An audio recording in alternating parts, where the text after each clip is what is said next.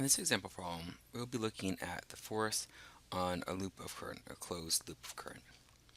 Now, this is in the spring of 2018, an example I went through in class briefly, but I want to have it here for a record for either future classes or if you want to review for that class.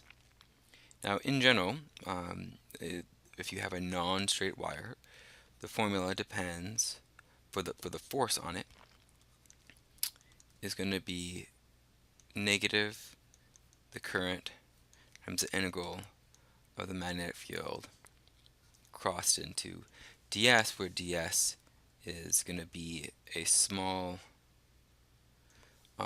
length of wire, and the direction is in the direction of the current.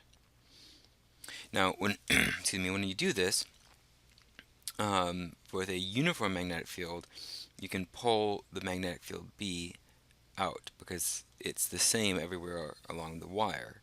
So you can get negative I B cross the integral of ds. Now the integral of ds is the sum of all these little infinitesimal pieces chained together. In general, this would give you delta s, in other words, the displacement, beginning at final position minus the initial position. For a closed loop, that's going to be 0 because the beginning and the end of the loop are at the same spot. So there's no net force on any closed loop carrying a current in a uniform magnetic field.